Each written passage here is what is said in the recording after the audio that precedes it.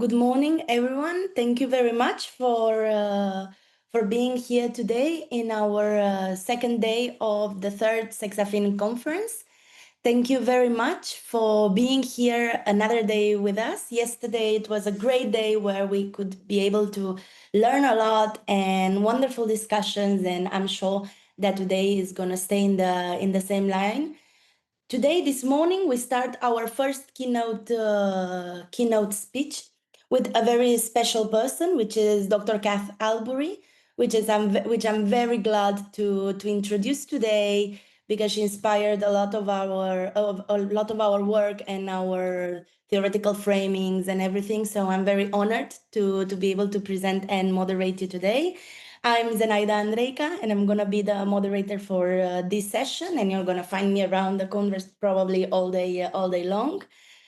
And let me tell you a little bit about Dr. Kath Albury. She's going to present lived experiences and lived expertise, building digital health capabilities with HIV, sexual and reproductive health professionals, which is part of our day that's going to be a bit more focused on health topics.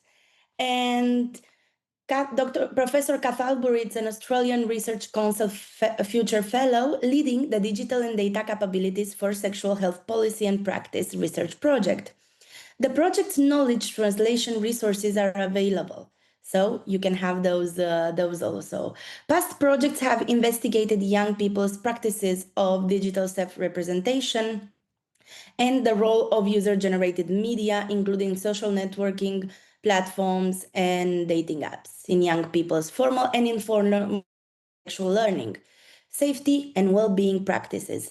Kath is also an associate investigator in the Swinburne University of Technology node of the ARC Center of Excellence for Automated Decision-Making in Society, all this in Australia, where she co-leads the signature project, Critical Capabilities for Inclusive AI.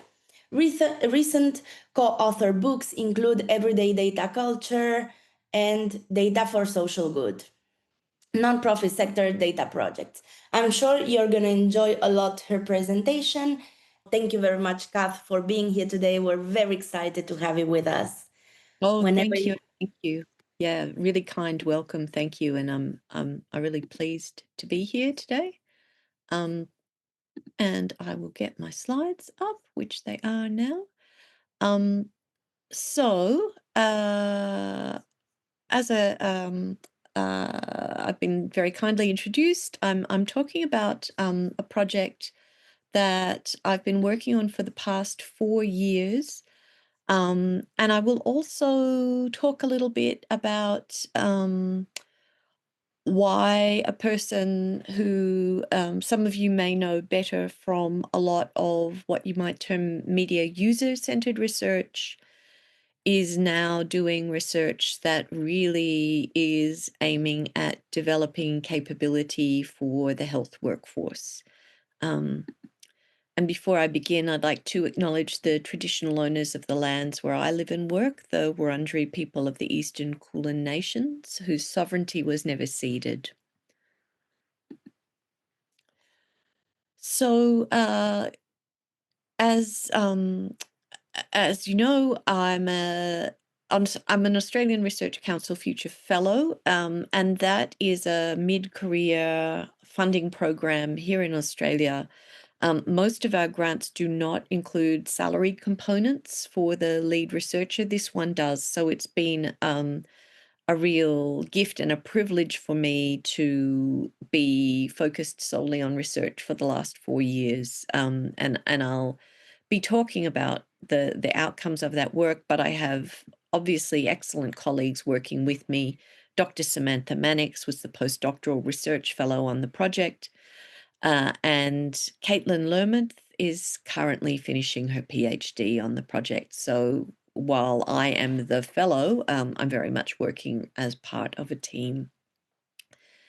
And this work comes on top of or on the heels of work I've been doing for the past 5 years, since I moved from the University of New South Wales to Swinburne University of Technology in Victoria, which has focused on building and recognizing the kind of ordinary or everyday aspects of data capability.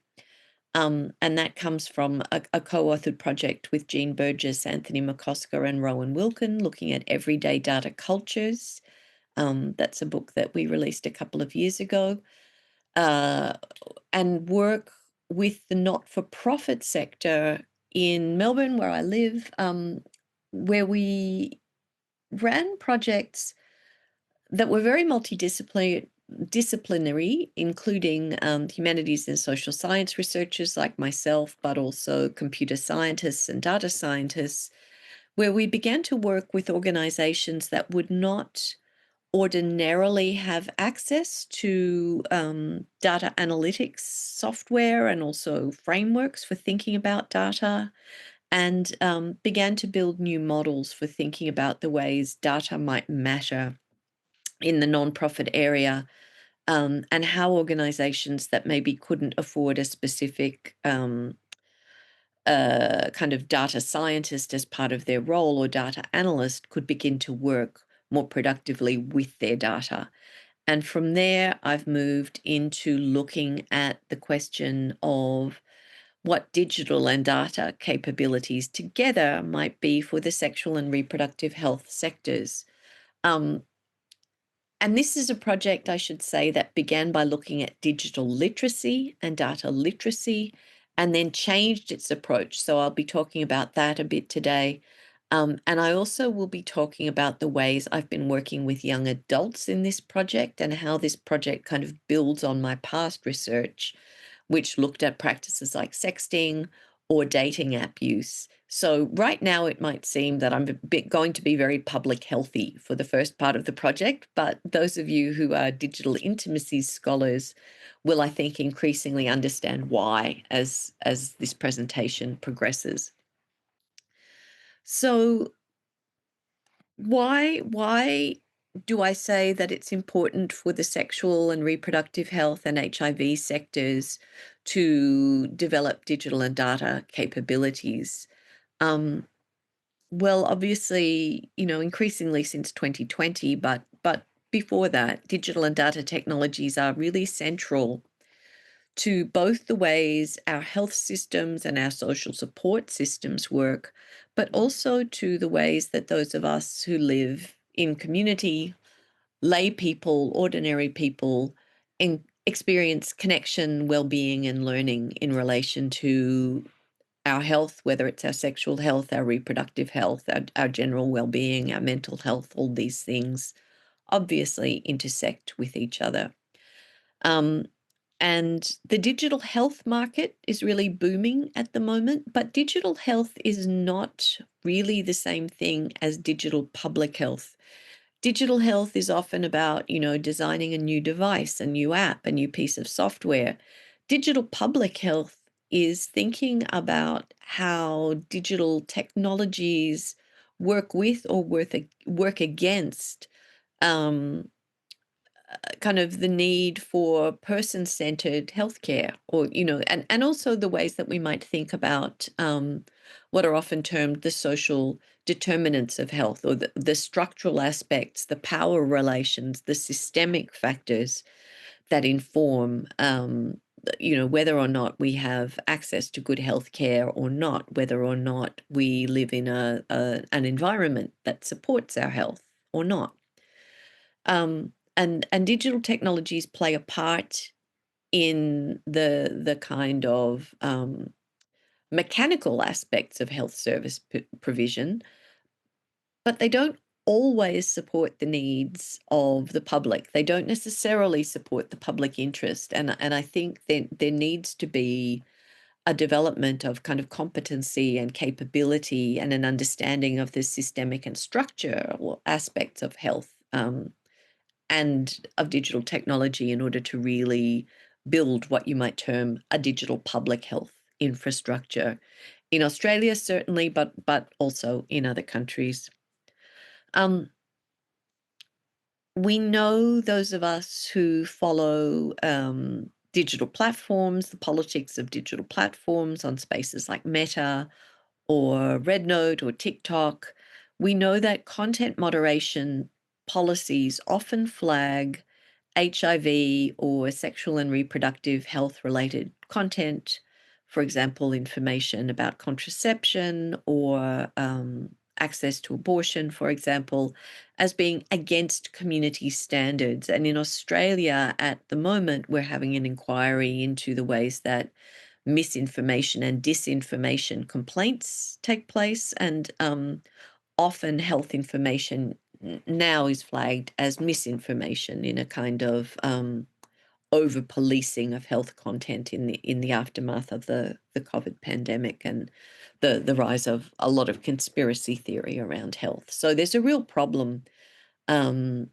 globally for sexual and reproductive health and HIV health promotion, where digital platforms have become the norm for this kind of sharing, but increasingly um, more conservative and, in fact, fascist tendencies in many countries have encouraged platforms to become extremely hostile against material that supports gender justice or reproductive health justice or sexual justice.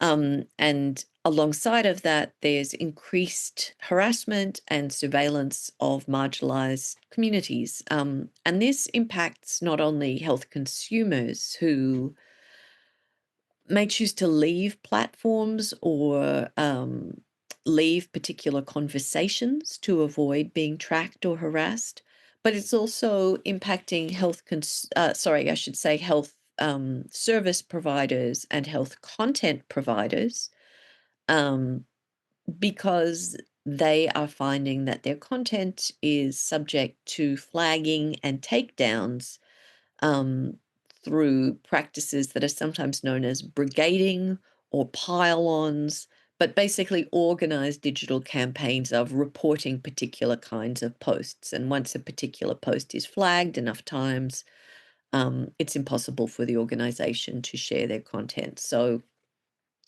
when I talk about digital capabilities, I'm not just talking about the kinds of tools that an organization might use internally to provide medical care or to help with bookings or to provide telehealth consultations or those kinds of things. I'm talking about digital capability in terms of understanding the ways that um, both local regulation and policy, but also platform regulation and policy is increasingly hampering public health efforts. And similarly, in terms of considering data capabilities, why are data capabilities important? Well, data driven technologies are absolutely central to healthcare, including the research and social support systems that underpin clinical health. So when you go to a clinic, you're often required to fill in a digital form or a survey that collects demographic data or health data. Sometimes that goes to a central state database. It certainly will inform the decisions that your care provider gives to you. Their decisions that they make around what prescriptions or what testing you might need often is now supported by automated decision tools. They might be using an AI scribe, for example, to take their notes as well. And all of your case files and your client files are often managed in commercial infrastructures. And this is not even thinking about the ways that platforms like Microsoft, for example, are ubiquitous in workplaces and are collecting their own data and managing data in particular ways that people working in medical practices really don't have any opportunity to opt out of. Um, Also, as we talk about quite a bit in the Everyday Data Cultures book, our everyday experiences of connection, of well-being, of learning are also increasingly datafied. Again, data is quite ubiquitous. Our dating app profiles are, us kind of creating data personae in order to connect with others. Our search practices are data driven. And then there are also kind of growing tendencies for people to use AI companions or chatbots or platforms like ChatGPT, for example, as not just a kind of experience of friendship or therapy, but as a way of seeking health information. But our personal data, our data related to our HIV status, our sexual health status, our reproductive health status, these data are very sensitive and they can be stigmatizing if they're shared with the wrong people or in the wrong spaces. And we often don't have a choice about that. Um, Data are generated, circulated, and interpreted constantly by clinical and health promotion practitioners, researchers and epidemiological surveillance systems, policymakers, commercial actors, so the people who are, aggregating our data on menstrual tracking apps, for example, but also by ourselves, as we go through the community, working with our health or trying to understand our health. Often we do that through data. And the digital transformation or data transformation of health, as it's sometimes called, is really exploding. And this is just a deliberately messy one-page map of the current policy environment in Australia. As I said, I commenced this project in 2022. All of these initiatives, except for one which commenced in 2020, but that was the year that I wrote the grant application, I should say. Um, all of these initiatives have come into play during the life cycle of this 4-year project. So we have seen incredible action in Australia around the digitization of health with strategies and blueprints and action plans and roadmaps and a whole lot of work happening in this place to support the digital health workforce. Internationally, we have the WHO's global strategy on digital health. There's guidance on the ethical use of digital technologies. There's guidance on chatbots. There's guidance on artificial intelligence. There's guidance on primary health care. All of this is being constantly developed and redeveloped by the World Health Organization. We see new forms of moderation and regulation, I should say, at the level of the platform. So Meta's changes this year to allow hate speech where it was once not allowed, and to move from a centralized fact-checking model to a community notes fact-checking model have a big impact on the way health information is understood and shared. And in Australia, we have the Office of the E-Safety Commissioner, which is a national commission to promote safety online. We are bringing in new codes, which will be implemented on the 10th of December this year, which are prohibiting young people aged under 16 from holding social media accounts now on a number of social platforms. And this too has real implications for access to health content, particularly for the kinds of young people that we know may feel less comfortable about seeking information face to face, for example, LGBTQ plus young people, or young people in rural or regional areas, and people who don't have safe access to health information in their home. So it's a very busy space in terms of policy and also practice in Australia, but certainly I know this is a very international conference, and you may have knowledge of similar turbulence in your own countries.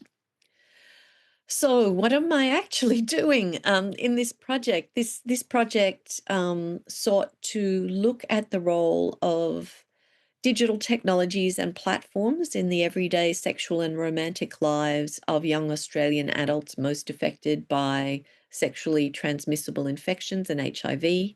In Australia, young people 12 to 29, previously, now 24 is the top age, but young people are considered to be a priority population for sexually transmissible infections and HIV treatment and prevention because they have statistically fairly high rates of infection compared to people of other age groups or the broader population.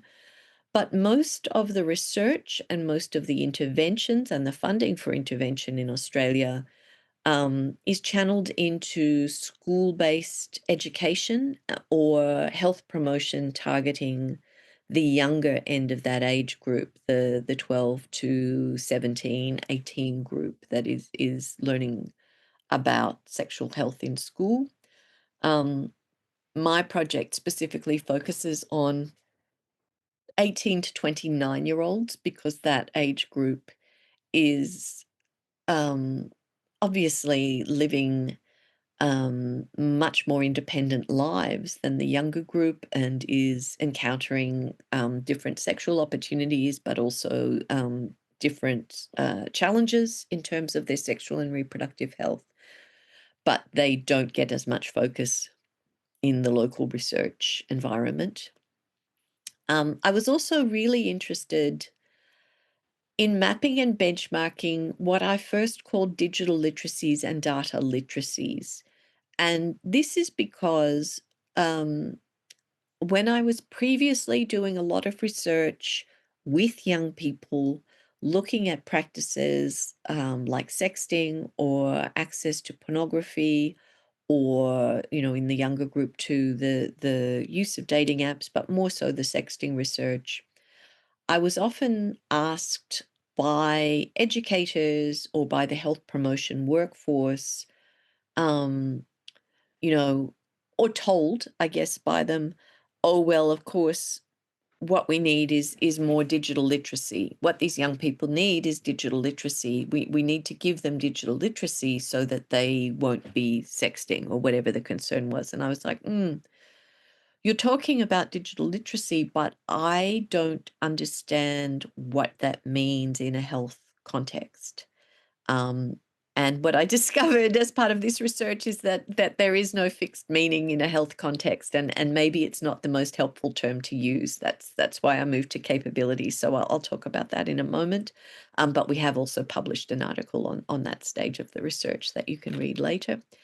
Um, and what I was really interested in doing was developing some models or some guidance so that health practitioners could focus on their own digital and data literacies, um, rather than thinking that they should just jump into being educators of young people, um, while themselves being, as I was observing, often very uncomfortable, even with the use of social media platforms, like feeling like it was unfamiliar, it was something that was not easy to do.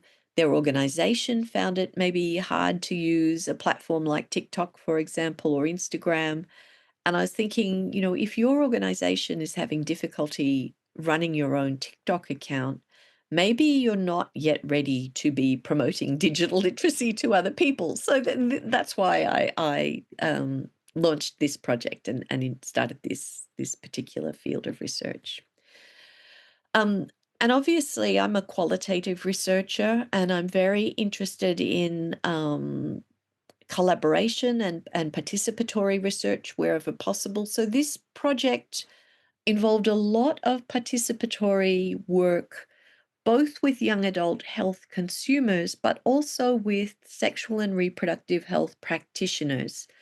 And with my colleagues in the field. I did a lot of uh, consultation and interviewing with people whose expertise I recognize as being different from mine or more specialized than mine, particularly around the field of public health, where I have a kind of passing knowledge, but I certainly don't have deep expertise. So we consulted with professionals from a very wide range of health specializations, but also with peers in the field of media studies and digital studies and data studies in order to ensure that the outputs that we developed from the project were as uh, practical and as useful as possible. And so we ran a range of data collection methods over the 4-year process. We began with a narrative literature review, looking at what digital literacy and data literacy mean within public health literature. We did some deep dive key informant interviews with experts in the field, asking them what they thought digital literacy meant in the field of sexual and reproductive health. And then we ran some participatory workshops and interviews with young adults who use technology to support their sexual health, and with sexual and reproductive health practitioners aged 18 to 29. And I'll talk about why we ran young practitioner workshops later in the piece, because this is where that concept of lived expertise versus lived experience became very practical. And finally, we ran 8 workshops testing the website that we developed with health practitioners to determine that it was meaningful in their working contexts. So first we asked how digital and data capabilities are defined in the existing literature, how they are defined in policy and practice. And then we asked also, what are the best learning models for the sexual health workforce? Because one of the main outputs from this project is a website that shares pedagogical content. What we found in relation to literacy is that most often in public health literature, the concept of digital literacy is very focused on deficits or gaps in knowledge or insufficiencies of knowledge. And often these gaps are considered to be deficits for health consumers.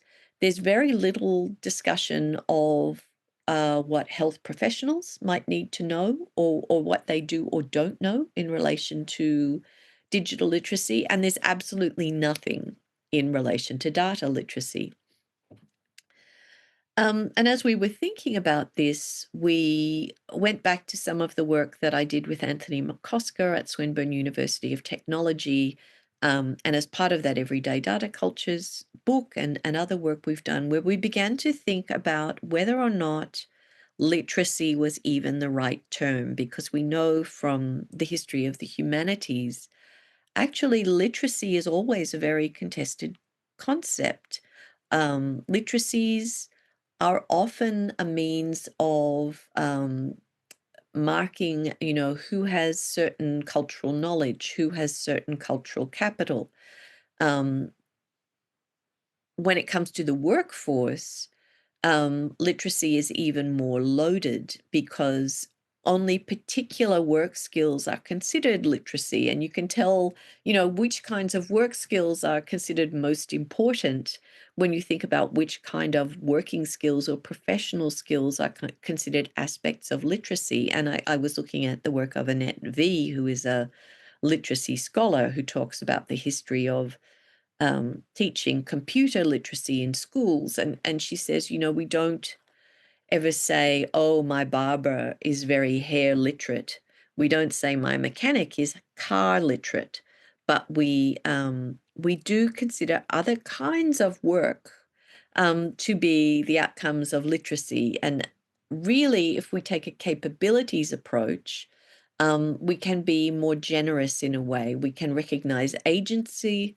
We can recognize existing strengths and existing forms of knowledge, and also bearing in mind that we have been collaborating with computer scientists.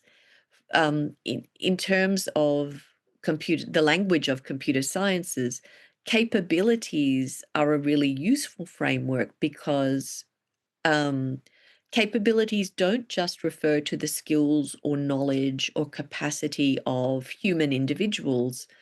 Capabilities in a computer sense also encompass, well, what kinds of infrastructure do you have technically? What kinds of computational power might you have? What kind of internet service do you have? You can have a very literate and skilled individual who may not be very capable of doing their job in a workplace if they don't actually have the capacity to use computational tools because their workplace simply hasn't provided a good enough infrastructure for them. So that's why we moved to capabilities. And we developed a range of models, but you can see that the experts that we interviewed were very interested in the question of literacy and capability. Many of them said they had often thought about digital literacy, as we found in the literature. Often they'd thought about digital literacy as something that a young person might need, yes, but they had never thought about the ways that an organization might need to build skills and capacities in this way, and shared language for talking about digital technologies. So you can see, too, there was a bit of an assumption that the younger staff were the ones who would manage digital transformation. So I'll just read one quote in the middle of the slide. I'm a bit of a dinosaur when it comes to technology. And I'm now finding as I get on in my career, it's so good to have young staff because they are the ones that are dragging me kicking and screaming to understand what's going on. And I'm going to ask you to remember this quote as we get to the input from the younger professionals and hear what they said, as opposed to these senior um, people that we interviewed. All right, so back to capabilities. The definition that Anthony McCusker and our colleagues developed was, in relation to data capabilities, and I extended this to digital capabilities. Data capabilities are the technical and material conditions, the skills, knowledge, and proficiencies, and the strategic and ethical oversight driving the creation and the use of data for improving knowledge, problem solving, and decision making. And so when we think about digital capabilities or data capabilities, yes, we're thinking about skills. Skills are part of the story, but we also have to consider access and infrastructure, and also the governance or stewardship and the policies that surround the use of digital technologies and data-driven technologies in a workplace.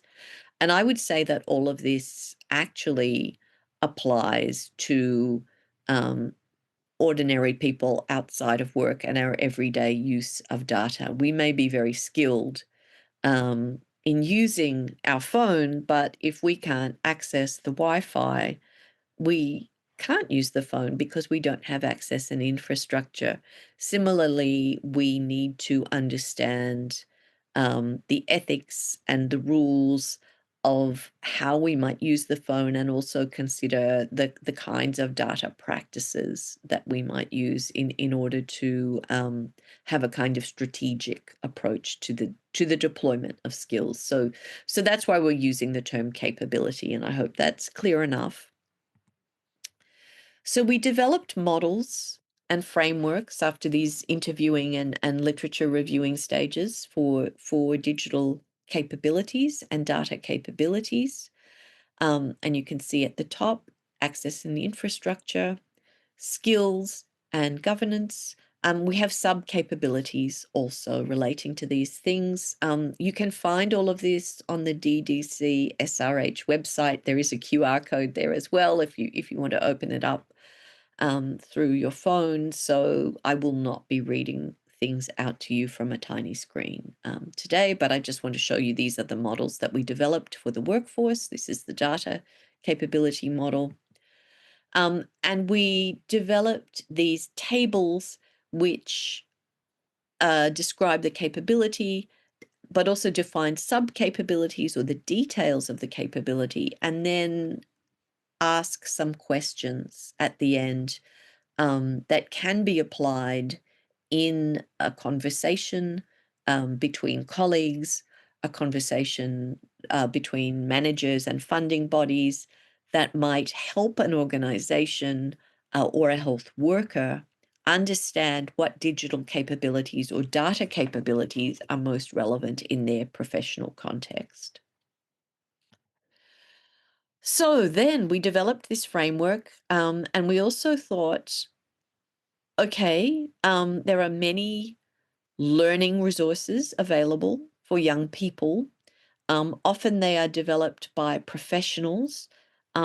Let's ask young people to tell us what they think professionals should know about young people's digital practices. What would a digital learning resource for the health workforce look like if young adults had designed it? What should the professionals know about everyday digital and data practices? Um, let's run some workshops and let's ask the young people to develop some guidance. So we did. We did another stage now of research with young adults. We developed a consumer capabilities framework as well. So, as I said, this doesn't just apply to the workforce, this applies also to our everyday use of digital platforms and questions of collaboration, of risk management, of everyday sharing and developing content online. Again, this is all on the website, so I won't read it out to you. But we wanted to test this with young people. And as I said, we wanted to talk to young adults, 18 to 29-year-olds, because so much of the research in Australia assumes that all young people are under 18. And obviously, young adults also learn about and manage their sexual and reproductive health through digital platforms. So we did some recruitment. As you can see, the majority of participants were cisgendered women. Um, and that is a limitation of the study, but also was very interesting in terms of the differences between the findings for this research and a lot of the HIV research, which has focused on uh, young men's digital sexual practices. So we got quite different discussions of health than you would in a project with gay and bisexual men and men who have sex with men, and quite a lot of discussion of um, reproductive health and aspects of health that might not come up in other studies. So managing endometriosis, for example, in relation to digital technologies, or using digital platforms to understand about practices of IUD insertion and those kinds of things. We did some participatory activities, some workshopping. We asked young people, tell us what the health promotion workforce needs to know. What should we do? What should we build? Um, these are the workshops we used in the process. They were Zoom workshops.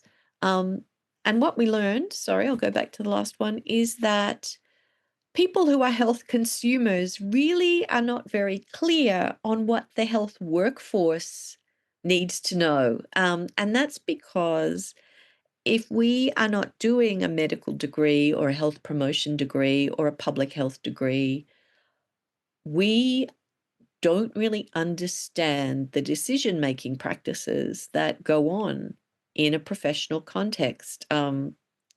The health field is very much a black box. I don't understand why my doctor thinks I need one kind of medication and not another. I don't really understand um, why they want to do this test and not that test. And so it's very hard for me to recommend how they should learn about things when I actually didn't go through that education process. Now, I, as a researcher, probably should have understood that before I went through this process, but I didn't. And myself and my colleague, Samantha Mannix, became increasingly concerned that we weren't actually going to get very clear feedback about what kind of learning resource we should build for health professionals unless we went back and talked to health professionals again. So that's what we did. But we invited again participation from 18 to 29-year-olds because I was thinking, well, this might be a really useful group to talk to because they have experience of a professional environment and professional decision making practice and learning practice, but they are also young people. They are in a kind of everyday digital environment with their peers. So, what a useful place to think about and talk about the ways that the health workforce can best understand young people's digital practices. But this process actually became much more emotional and intense than I was expecting, because what we discovered was that the young sexual health workforce, while they liked the resources we were designing, they were very frustrated by the ways that their organizations were talking about digital transformation. So one young person said, they work for a very large health service that provides a lot of information through a website. And this person said, there was a decision made early on that our website didn't need to be mobile optimized or set up to be accessed easily on mobile phones. And they said, we know that the majority of young people are accessing information and using phones rather than their desktop computers to look at health promotion content, but we're not giving that information to them in the right way. There was also a lot of frustration about that assumption that I shared early on, that quote where I said, the older professional said, "Oh, I'm a dinosaur. I need the young people to drag me kicking and screaming into using digital technologies properly." The young professionals were very frustrated by this attitude, because what they heard in their workplaces was, "You're the young health promotion person, you know technology, you can just go and do a digital project." And they said, "I have a TikTok account. It doesn't mean I understand how to make TikTok content. I don't know how to make things go viral. Um, I wasn't hired for this. I wasn't trained for this. Just because I am the young person doesn't mean I can do this. And if I can do it, it doesn't mean that I can do it for free on top of my regular job." So they were saying that too many digital projects don't have enough money, don't have enough time. They just have to happen, because the young people should know how to make it happen. And um, this conversation was very emotional, and it was unexpected to me but it's not surprising that a workforce that is evolving very rapidly um, would lack the kind of understanding of the skills and resources that are necessary to do digital transformation well. Um, so we began to think about digital technologies as sites of both lived experience and lived expertise. The young people who were not health professionals talked a lot about the ways that they might use social media, not as an alternative to seeking healthcare, but as a way to access insider knowledge or familiar knowledge, community knowledge, or affinity about how particular health practices feel or what it means to have particular kinds of care. So, for example, um, there was a conversation about, not every um, medical professional in my area provides pain management for IUD insertion. I've heard it can be quite painful. I went to the internet to understand where I can get pain management in my local area, for example. And what these young people said they wanted the health professionals to know was that young people um, go to digital spaces often for precisely this kind of information. Excuse me. And they felt, they understood that doctors might be concerned about disinformation or misinformation about health, but that they needed to consider the ways that lived experience was also being shared in that stage, in that space. For the young adult practitioners, the health practitioners who were also in the 18 to 29-year-old group, they really wanted to be recognized in terms of what you might term lived expertise. Um, and they would say, I'm a young person, but I can't represent all young people. Uh, but I also understand that maybe older people feel threatened and they feel like younger people have knowledge that they don't have. And so, in terms of developing the resource, we were told by this person who's being quoted on the right, I guess you should emphasize that the purpose of digital capability building is not to shame, and that you need to hold everyone's experience, including expertise, built up in health, um, as something that should be valued. So there was systemic under resourcing, there were gaps in skills, access, infrastructure, and governance, but there was a very strong recognition for the need to recognize digital expertise and data expertise as something that could only be developed through training and through appropriate policy, and that young people were not digital experts simply because they were young. When we developed the website, we got some really good feedback on how to design it. And I don't know if any of you are designing knowledge translation resources, but I'll just touch on that too. So we were told, practitioners wanted to access resources and learning at their own pace. They wanted to see the models and the frameworks that we had developed beside relevant policy guidance so they could understand how the frameworks linked to the policies that they needed to understand in their work. They wanted dynamic online information alongside PDF downloads.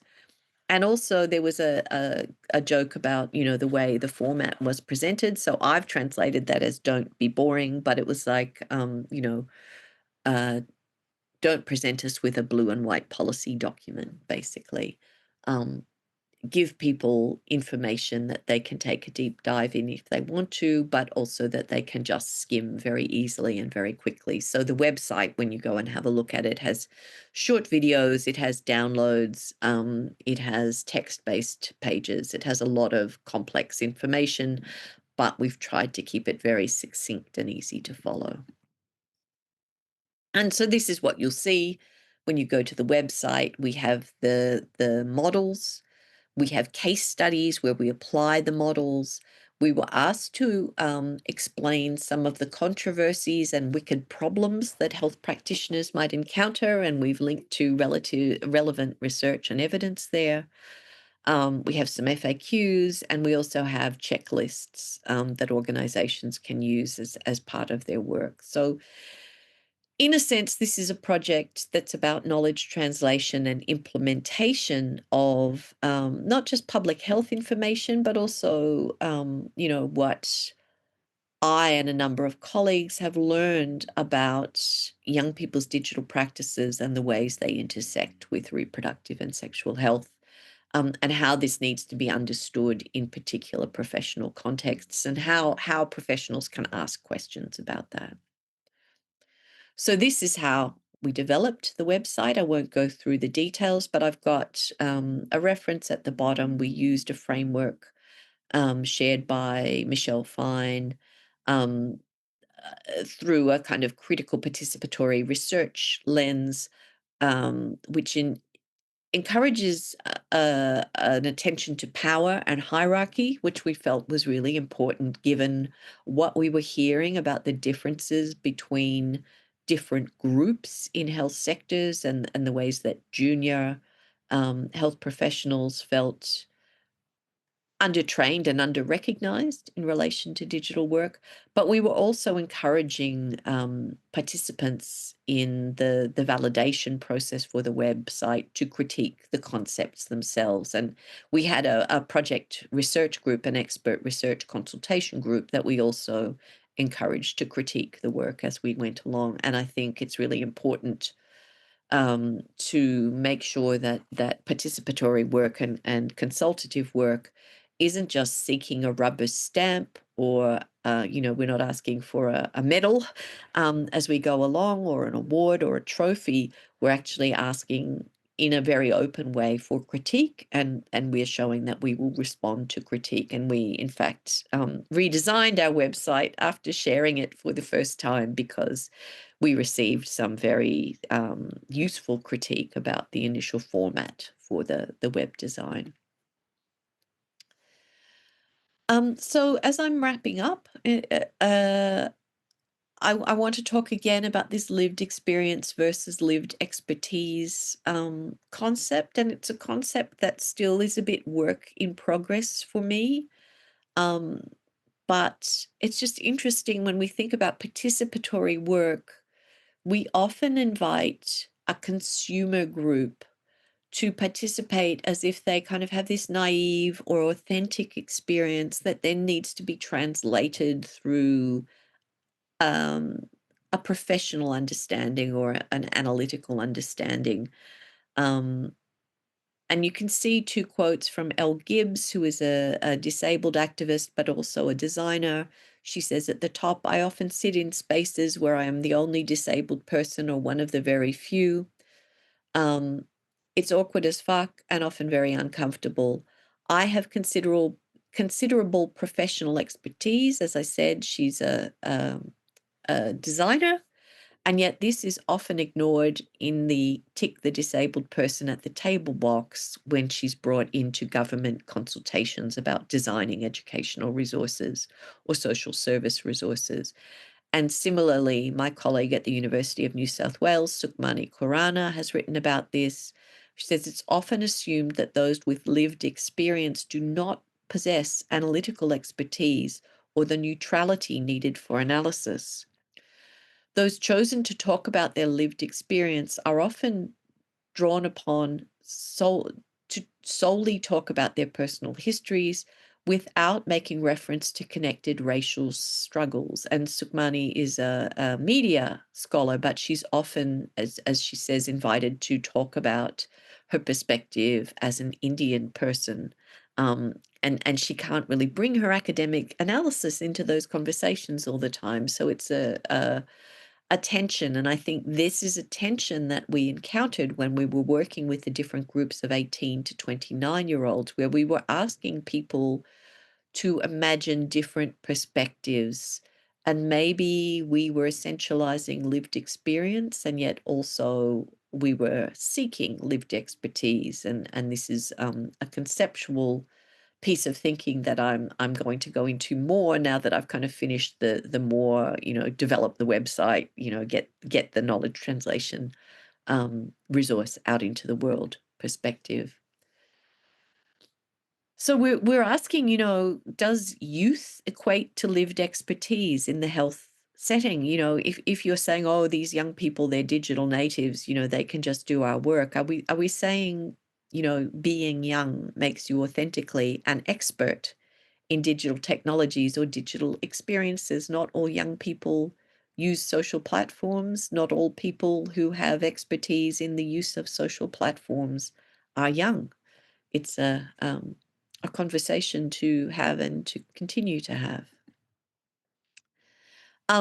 So I will invite you to take a look at the website. I've given you the story of how we've put it together. The academic publications from this project are also on the website, so there's a good archive there. This research is going forward. We have an ongoing collaboration with the National Association for People with HIV Australia, also known as NAPWA. And this is a project that's really been sparked by a recognition of how hostile the current social media environment is to health promotion and sexual health outreach, particularly health outreach that is very embedded in the needs of specific communities. So, in relation to HIV prevention, you need to talk specifically about sex and sexual practices. There are other examples you might think of. So this is a research project going forward. We're calling it, we have a long official title, as you can see, Supporting Resilient HIV Positive Community Connections on Digital Platforms and Technologies. But we're calling it Not Safe for Health because our colleague at NAPWA, Daniel Readers, our collaborator, really thinks that that is the case for many social platforms now. They are no longer safe for health. These, as I said, are the publications from the early stages of the research. We have 2 reports and 2 peer-reviewed articles in health journals. We have a wonderful team to thank of expert supporters and designers and peer researchers. We had 18 to 29-year-old peer researchers for the youth interviews, and we also had trans researchers for the trans-only research group. And we had very generous participants over the years. If you would like to look at the website, it's ddcsrh.com. If you would like to read the report, it is online also, and you can simply visit the website. That's it. Thank you very, very much, Kath, for this marvelous presentation and also for presenting these projects, which I think is very insightful from many points of view.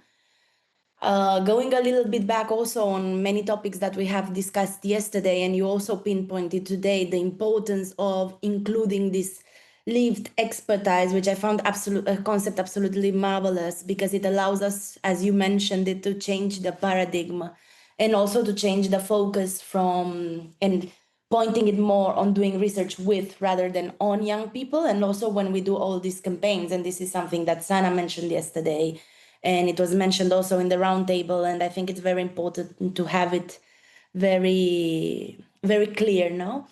So thank you a lot, Kath, for being here today, for participating in our conference. It was absolutely amazing listening to you, listening to your new project, and also for this switch and inspirational speech that you gave today with us.